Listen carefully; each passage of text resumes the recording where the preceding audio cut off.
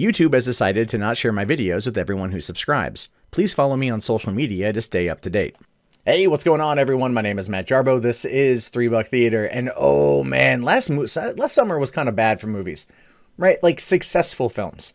I think we all can agree that the last summer, outside of like Wonder Woman and like, Spider-Man, there wasn't a lot of big movies that did very well. I mean, I think Despicable Me 3 did well.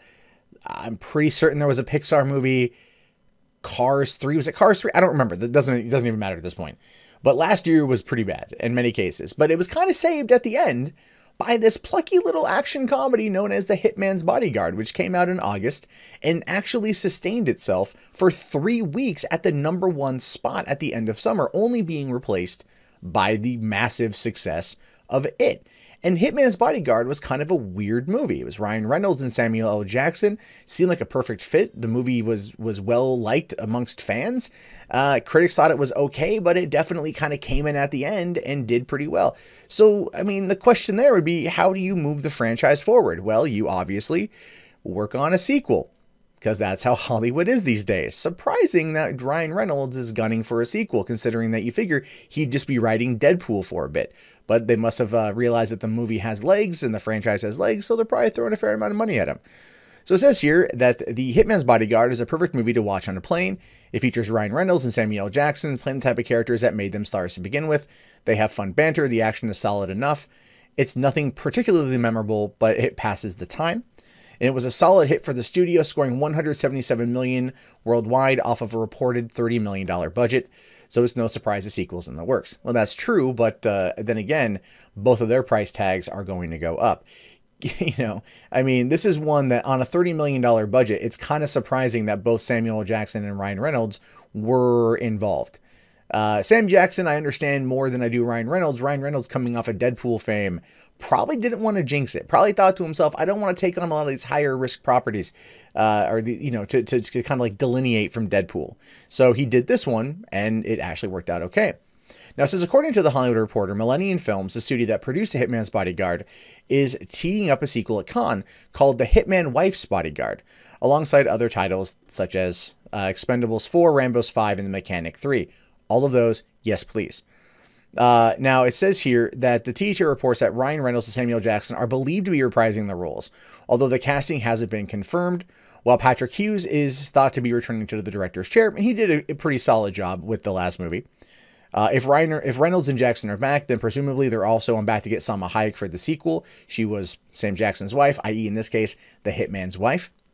That's a good trio to lead a sequel, and if it's on par with the first film, you don't mind seeing it become a niche action movie. And that's true. You don't mind. I wouldn't mind seeing it becoming a kind of a niche action franchise. Very similar to, let's say, Taken, or what I think the Taxi franchise out of France. I know they tried doing it with Jimmy Fallon and Queen Latifah here in the States, and the movie did well enough, but not enough to warrant sequels. However, anything coming out of EuropaCorp, if you're going to give me a sequel to something, as weird as it sounds, Lockdown or Lockout, whatever that one was, I thought was pretty good. I understand that, they lost the fight with John Carpenter over, copyright infringement claims, which it clearly was, but I still enjoyed it.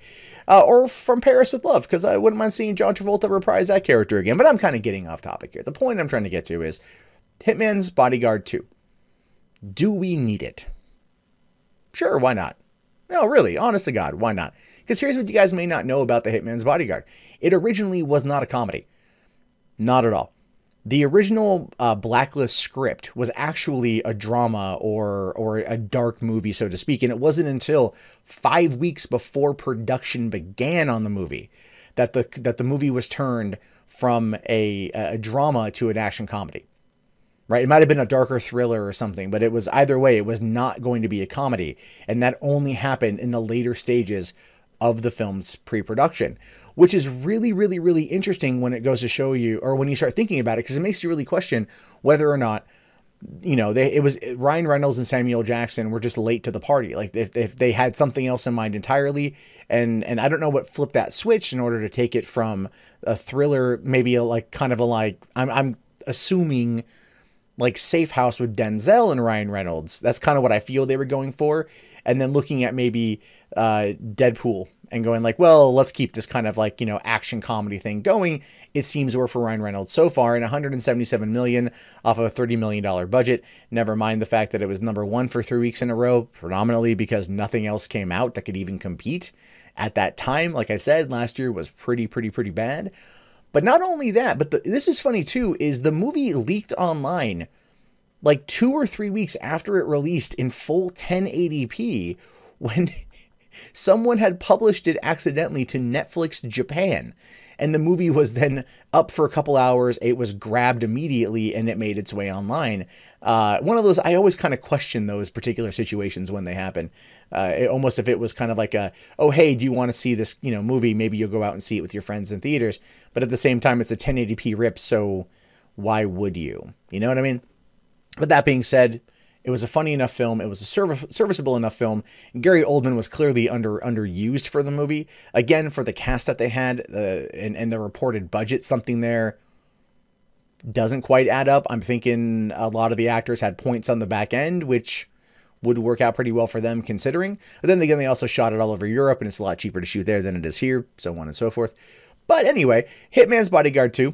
I'm okay with it. I'm down for it. I want to see what happens with it. I enjoyed it well enough, and it could be its own little thing.